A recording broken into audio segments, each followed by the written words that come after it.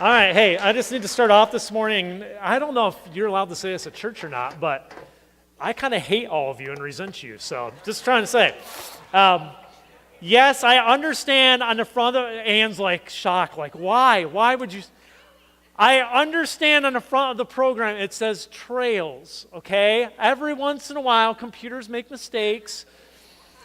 Hey, one person pointing it out, I got it. 2, 5, 10, understandable. 20, 30, understandable. 60, I've already heard it, okay? Just to make sure, on my preaching notes, it does say trials, is it supposed to say. I've had people volunteer to come up and sing Happy Trails at the end to put it all in context.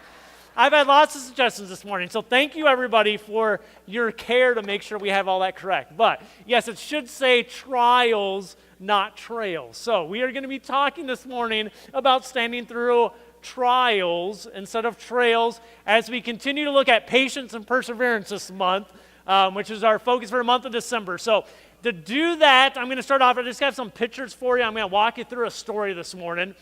Some of you might have heard this years ago, but show me the first picture there, Joy. All right, that is little Gideon back in 2011. So the back of the head there, that is Gideon. He's much bigger now, but his head still looks the same from behind. But we went to Kansas City to see my beloved Detroit Tigers play the Kansas City Royals. And so we went there and we went to the game, and as we go to the game, I always get tickets right next to the Detroit Tigers bullpen, trying to get autographs and stuff, and we can see all of our players in the bullpen. So that night we got there, summer night, and we got there, and this is what Gideon looked like for 9 innings. So what happened was when we first got to the game, they do bullpen warm-up and all that stuff, and pitchers are in there warming up, and the starter gets in there and warms up for a while. And so at that time, there's literally probably 150 kids wrapped around this thing trying to get the balls from the starters, okay, as they're warming up. So at the beginning, we stood there and waited for that, and at the end of it, Rick Porcello, who won the Cy Young 2 years ago with the Boston Red Sox, just so you know, he was our pitcher that night for the Tigers, and at the end of his warm-up, he took the ball over and he threw it up, and he threw it right to Gideon, and Gideon caught it, and we were like, sweet, we got a ball. So we get the ball right from the warm-up before the game starts. It's the one he has in his hands, and we brought a Sharpie with us. And so what I told him for the rest of the game is, what we got to do now is try to get an autograph. So I'm like, just take the ball, and in between every inning when the game's not playing, just go stand at the railings of the dugout, and you can see the players are right down here on their bench. Just stand there with your ball and put the pin over and just hold it over the edge and just stand there after every inning. So he starts that first inning, he goes over, and he just stands in between innings, and he's just standing there, and I'm sitting in my seat. I'm not going to stand there. Are you kidding me? So he's standing there, and he has them over, and he does that inning after inning after inning. And he's the only kid, like every once in a while, another kid might show up. I think that kid's walking back down to a seat. He's the only kid doing it, so maybe I just don't know, etiquette at the ball game, and you just wait till the end of the game or something. I don't know. So we get into the third, fourth inning, and Gideon starts telling me no, I don't want to do it anymore, Dad. It's not worth it standing there the whole time. I'm like, son, this is called perseverance, okay? This is where you persevere, and if you just practice perseverance, eventually it will pay off for you. You just got to keep standing there. They'll sign it. You just got to keep doing it, okay? So I tell him to do that. So we go through third inning, fourth inning, fifth inning. Tigers get up, I think, 4-1. And sixth inning, seventh inning comes. Kansas City scores 3 in the bottom of the seventh inning, ties it back up at 4-4. We're still sitting there. And during that time, when he would come back to the game, here's the next picture. That's what the poor boy would look like in his seat after every half inning. So then the game would start, and he would sit in his seat. And you can see the sadness in his eyes, right? You can see the poor broken heart. Or you can see, why is my dad making me do this? I don't know which one it is, but I like the thought that his heart is broken in this picture. So look how cute he was back then.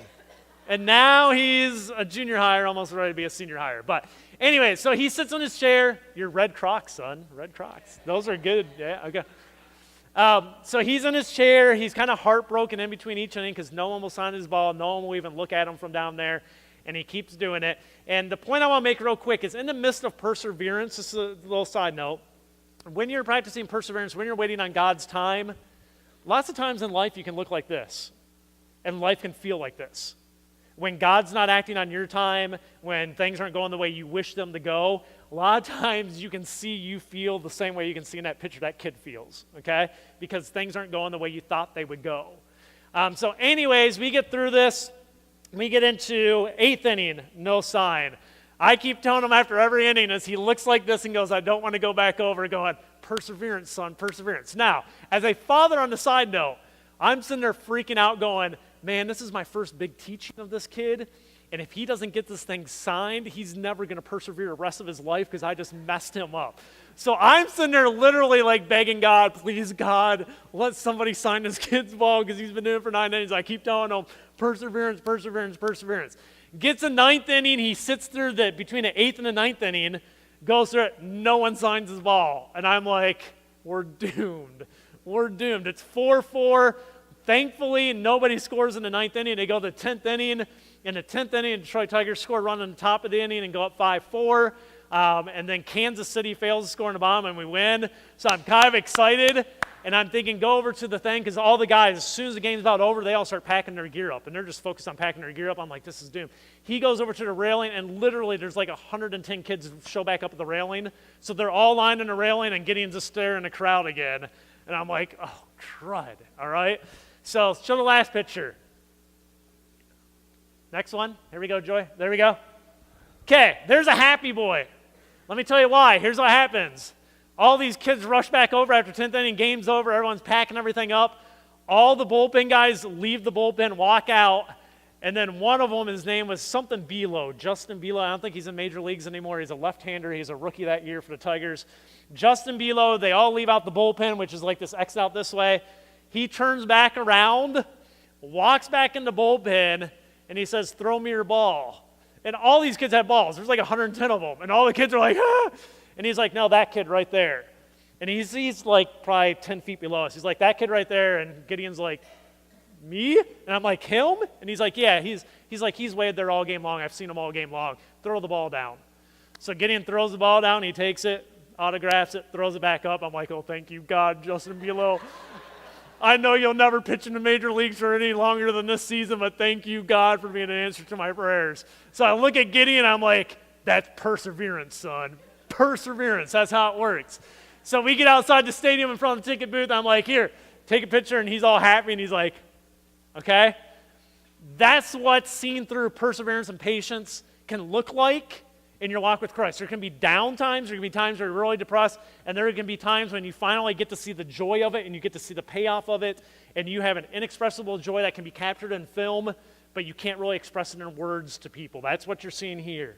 For the last 2 weeks, we have seen Shadrach, Meshach, Abednego, and Daniel show perseverance, demonstrate perseverance and patience in their walk with Christ. And through that, they have changed the hearts of kings because of what they demonstrated in front of these guys. Today, we're going to look at another individual, but he demonstrates his patience and his perseverance in a much different way than the first 4 guys, okay? The 4 we've already looked at, what they had was this. They had like a huge moment of faith and a huge moment of testing. And in that time, they had a culture that changed on them, and they had to decide, am I going to change with the culture, or am I still going to be the person God has called me to be? And they had to practice patience and perseverance, waiting on God's time and waiting for God to deliver them, but still being faithful in like these big moments.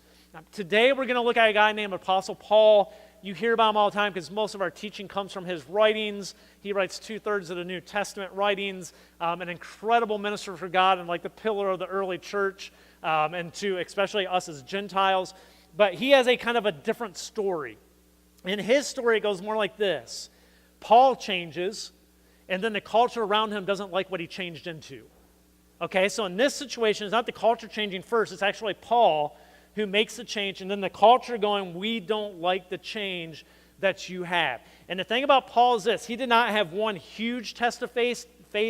He really had an entire lifetime and multiple instances of it. So what I want to share with you first this morning is this. I want to read to you from 2 Corinthians chapter 11, verses 23 through 29. And Paul's going to go through his story of his patience and perseverance. And I just want to walk you through this. Here's what he says. He says this, I have worked harder, been put in prison more often, been whipped times without number. So let me stop on a couple of the highlights. He goes, I've been whipped so many times I can't even remember anymore because people are just angry at me and people are telling me to shut up and people are telling me to keep my mouth shut about my faith. He goes, I've been whipped so many times I've lost count. It's not even worth me counting anymore, all right? And face death again and again. He says this. He goes into details. 5 different times the Jewish leaders gave me 39 lashes. Okay, 5 times he went through this. Jesus went through it once. Paul's gone through it 5 times. I've told some of this, so some of you are aware of this. What that meant was this. They took leather straps, about this wide, and they put broken glass, sharp rocks and stuff, and glued it onto these leather pieces. And what they would do is they would tie you down to like a wood board or something, or a stump, and they would put you around it. And they would take this thing and they would snap you in the back with it. And that hurt, but what they would do is they would make sure they would rub it across your back when they took it off, and it would basically peel your skin off. Okay? And you would get, the reason they did 39 is they felt that 40 was too abusive, because most people would die if you went past 39. All right? Because it would literally rip off your entire backside, and you were left exposed, your entire back, and it was just ripped off. He goes, I've gone through this 5 times. 5 different times. 1 time's enough to get you to shut your mouth and go away for the rest of your life. 5 times this guy's gone through it. He says 3 times I was beaten with rods. So 3 times, I love how he has all these counted out. 3 times guys took big rods and just beat me senseless till they thought I was dead, and they left me for dead. So 3 times he got that. He says, once I was stoned. Just so you know what stoning was, stoning is they knock you down to the ground, they form a circle around you, and they grab stones and rocks and they start throwing them at you until you stop moving. Okay? That's what stoning is. So he goes, 1 time I even got stoned, and if you read the account of it in Acts, they thought he was dead and they left him for dead. So they thought they had killed him because they hit him with so many stones and he stopped moving, so they left him and went, oh, we killed him. All right? 39 lashes, whipped so many times I can't count them anymore, beaten with rods 3 times, been stoned once, 3 times I was shipwrecked. Once I spent a whole night and a day adrift at sea. So 2 of his shipwrecks, he actually got rescued fairly quickly, or he was able to swim to shore. 1 of them, he actually had to stay out there for 24 to 48 hours, just floating kind of on wood until he was rescued. He says, I have traveled on many long journeys. I have faced danger from rivers and from robbers. I have faced danger from my own people, the Jews, because he is a Jew, as well as the Gentiles, which are the non-Jews. I have faced danger in the cities, in the desert, and on the seas. I have faced danger from men who claim to be believers, but are not. I have worked hard and long, enduring many sleepless nights. I have been hungry and thirsty, and have often gone without food. I have shivered in the cold, without enough clothing to keep warm. Then, besides all that, I have the daily burden of my concern for all the churches. Who is weak without me feeling that weakness? Who is led astray, and do I not burn with anger? Is that a pretty good story? Does anybody want to compare their life story to Paul's? Okay?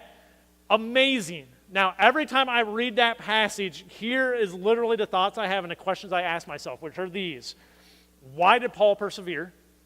Okay, why did he persevere? Why did he keep going? After the 139 lashes, I would have been like, I can move somewhere else where this won't happen to me and still speak about Christ, but I'll go somewhere else so that doesn't happen 5 times. Okay, why did he persevere? Why was he patient on God's timing? Why didn't he eventually just go, God, this really stinks. You told me it was going to be rough. You didn't tell me it was going to be this rough. And I don't like your timing. I'm going to adjust the plans a little bit here. Why was he patient on God's timing, and why did he stay faithful? Because to be honest with you, if I went through that, if that was my list, I don't know if I would have stayed faithful.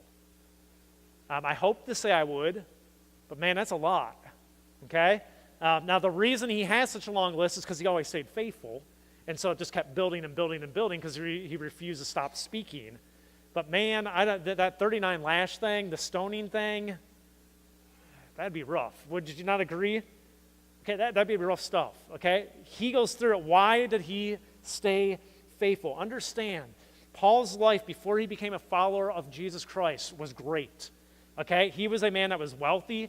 He had influence. He had respect. He had name recognition to the point that people, when he walked around, went, that's Paul. I know him. That's the great Paul, okay? That was his life. How in the world did he go from that life to the life that he inherited from becoming a follower of Christ and stick with it and be the follower of Christ that he was? the thing is he does give us some answers. If we look back about 7 chapters, we start to see what his mindset was and how he thought. That helps us understand how he was able to persevere and have patience through all those trials, not trails, all those trials that he actually went through in his life. So what we're going to do is look at that passage, which if you backtrack 7 chapters from where he just goes through that whole thing of these are the things I've done, 7 chapters before he writes this in 2 Corinthians chapter 4, verses 16 through 18, he says this, that is why we never give up. Okay? Now you hear those words knowing what the context is of what he's gone through, and you go, oh, okay, I'm listening. All right? This is why we never give up. This is why I never give up. Though our bodies are dying, our spirits are being renewed every day. For our present troubles are small and won't last very long. Yet they produce for us a glory that vastly outweighs them and will last forever. So we don't look at the troubles we can see now. Rather, we fix our gaze on things that cannot be seen. For the things we see now soon will be gone, but the things we cannot see will last forever. Okay? In this passage, Paul gives us 3 keys that you can see were keys to his mindset that allowed him to persevere and have patience through every trial he faced in his life. That he went, I can make it through these things, and I will never back down from my faith. I will never compromise with the culture.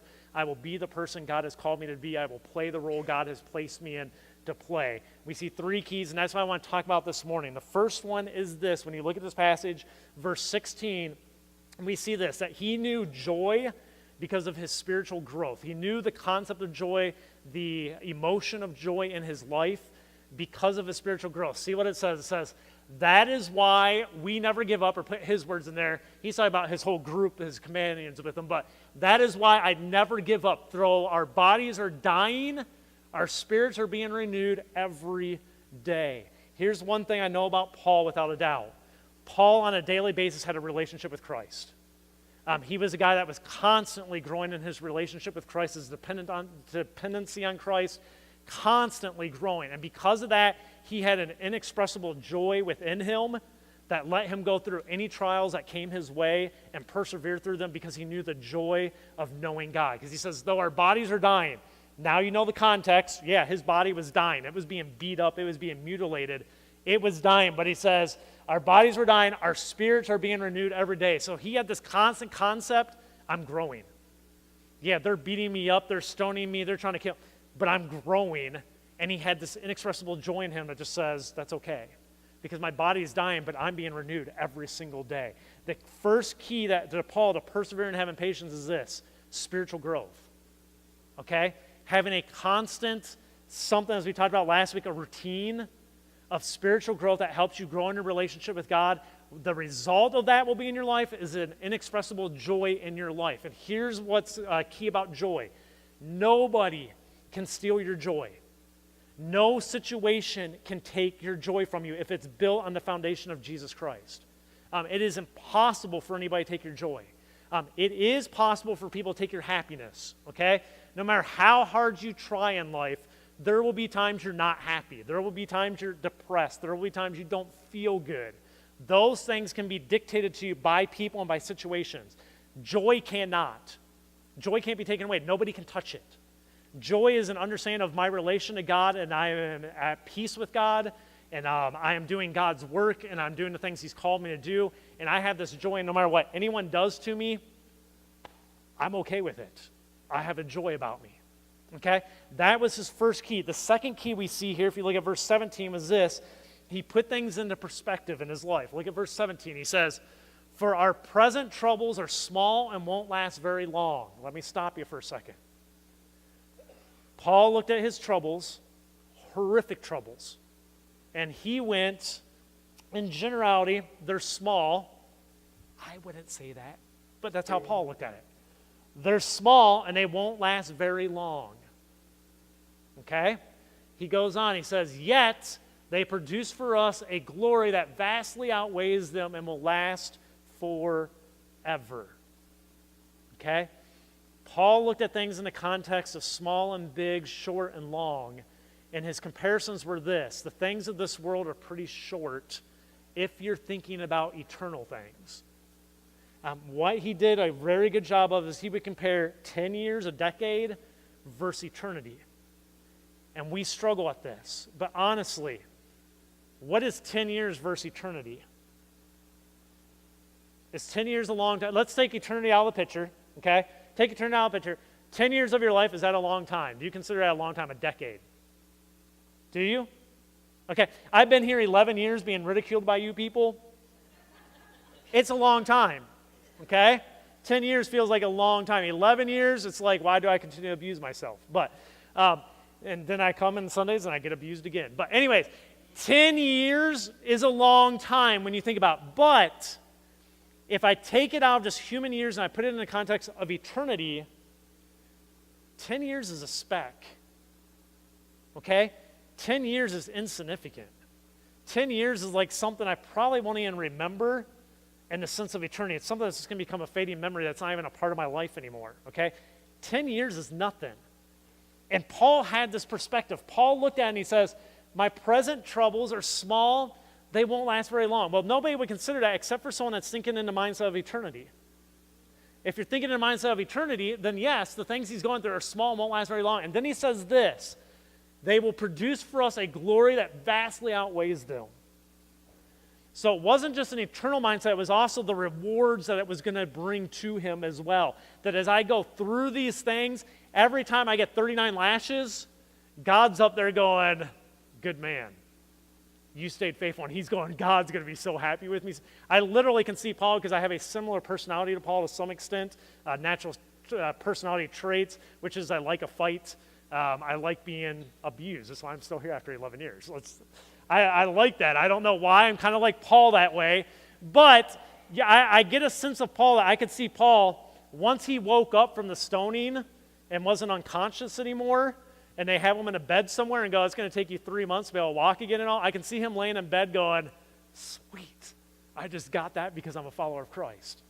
I have no doubt that was his mindset because he was going, God's going to be so happy with me. I honored God that way, and God, I know I did what God called me to do, and they just tried to kill me because of my commitment to God. That's awesome. That was Paul's mindset, okay? He put things in perspective that gave him patience and perseverance. The third thing that we see here is this. He focused on the future and the eternal kingdom of God. Look at verse 18. He says this, so we don't look at the troubles we can see today. So this is a hard one. He goes, I don't even look at the troubles I can see today. So yeah, yesterday I got stoned. I'm not even worried about that anymore. That's not even something on my radar. He says, rather, we fix our gaze on the things that we cannot see. For the things we see now will soon be gone, but the things we cannot see will last forever.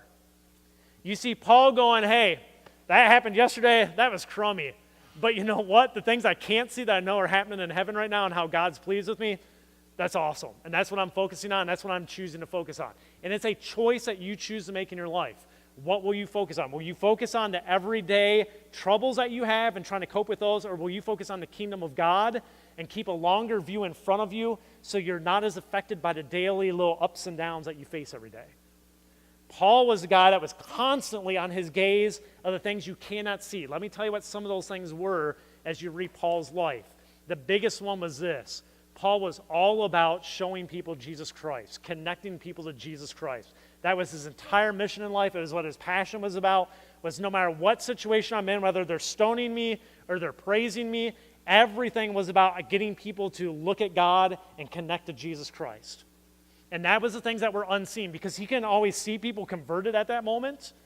He doesn't know what seeds he planted in people. At times he left those places and churches were planted and people came to know Jesus Christ without him being around, but he was the thing that started it all. And he's going, those are the things I can't see that I know are going on, that I focus on, that gets me through all these daily struggles.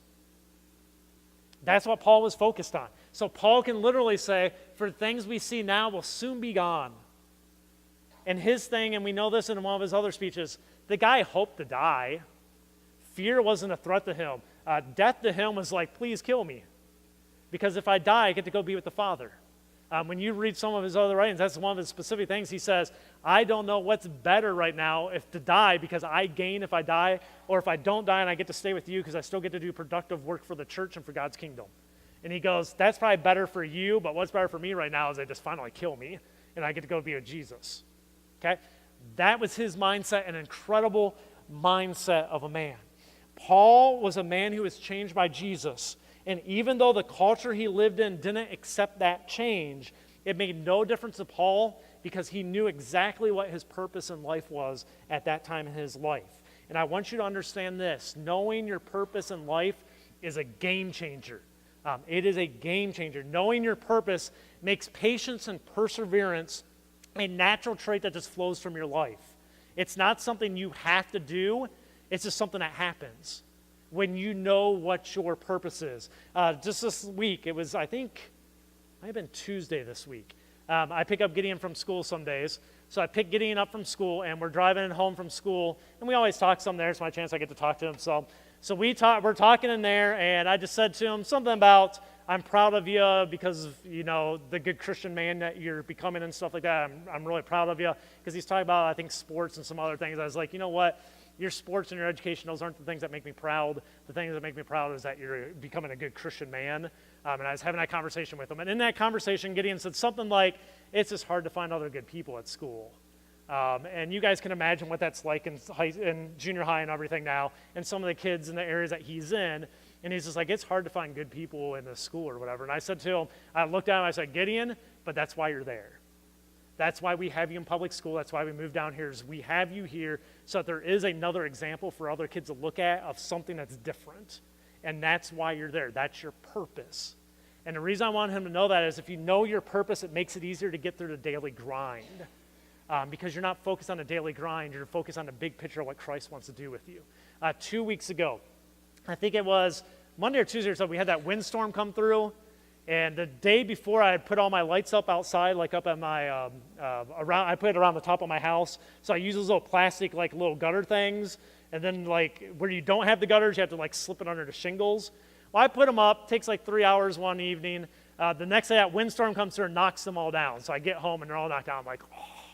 All right, so I figured this time I'm going to nail them back up. So I picked Liberty up at school. This must have been a Friday or something. All them schedule's weird right now. But pick her up, and we have to wait to go pick Gideon up. So we're at home. I decided in my spare time, I got like a 45-minute gap there. I'll get the ladder out, and I'll start nailing them up onto the sides of the house or whatever. So I start nailing them up, and this girl from Libby's class comes riding down the neighborhood that we didn't know lived close by. So she drives by on her bike, and she stops, and she's like, Libby. And Libby's out front because she's sitting on the sidewalk or something right there. And I'm like, Libby, do you know her? And she's like, oh, yeah, she's Angela from my class or something. I'm like, there you go. You can have her come play or whatever. So Angela comes over and stays for a few minutes. I'm like, well, run home, see if you can stay at her house for a few minutes while we're here before we go pick up her brother. So she runs home, comes back. Libby's like, I'm going to go inside and get some toys I can bring out and we can play out here. So Liberty goes inside. I'm still up. I'm up on this ladder. I'm like 15 feet up on our rafter area right now. And she's down below. And she, as I'm sitting there, I'm nailing, and she goes, I love your daughter. And I'm like, hey, Angela. And she's like, I like your daughter. I'm like, okay, well, why do you like my daughter, Angela? She's like, she's the nicest girl I've ever met. And I'm like, why is she the nicest girl you ever met? And she's like, well, every day when we go to recess, Libby always goes and finds a kid that no one's playing with, and she always grabs her and invites her over to go play, or the boy to go play with her on the playground. And I'm like, oh, that's really nice. She's like, she's the nicest girl I've ever met. And I'm like, okay, here's what was going on in my mind. I don't care if my daughter fails out of school. I don't care if she's a bum the rest of her life. I don't really care. She's being exactly who God's called her to be. That's her personality traits. It's what she does well. I'm sitting there as a proud father going, I don't care whatever happens in the rest of this kid's life. She's being exactly who God's called her to be. So I found her afterwards. I'm like, Libs, just got to tell you, I'm so proud of you. I've never been more proud. She said, is this true? And she's like, yeah, I just do that because that's what you tell us we're supposed to do and all. And I'm like, oh, man, that's incredible. So I'm like, good job. I'm like, I've never been so proud of you. Now, I say all that for a quick little thing. My family is also a disaster, okay? I hate using some of those stories. Shush, boy. Okay. One of the things I worry about sometimes, ministers use those stories to make their families look like, oh, they're these great. We're not, okay? I want to shoot my kids half the time, put them down, whatever I have to. I could take them to the vet and put them down some days. I tell them several times, man, it would be better if I never had children, but unfortunately you're here. Okay, I have those moments. We have conflicts in our marriage. We have all those moments as well, so we're not incredible. I just was highlighting a couple of areas that, yeah, these are things I'm proud of, and there's a lot of times I just want to smack some heads, okay? This is how it works. So we're just like you in a lot of ways as well, all right? But I bring those things up because if you know your purpose, patience and perseverance just flow out of you. They're a natural trait. So this morning, I want you to be very clear on what your purpose is. Your purpose is to be the light for the kingdom of God and the world that you live. Not the entire world, the world you live, the areas you have influence. Once you understand it, and the key is this, accept it, okay? Not just know it, but also accept that role for your life. You won't struggle with patience and perseverance anymore. It will be a natural trait that just flows out of your relationship with Christ. And you could go through the trials that Paul goes through and have confidence that at the end of each of those trials, I would still be praising God. Because even though it's a long trail that he has to go down for a lot of years, he will make it through those trials of that trail. See how I've looped those together? Full circle, I brought it together. So, but the key is when you have your purpose known, you don't have to work at patience and perseverance. No matter what trials thrown at you, you will demonstrate those qualities because your relationship with Jesus Christ is rock solid and you know what he's called you to do. Would you pray with me?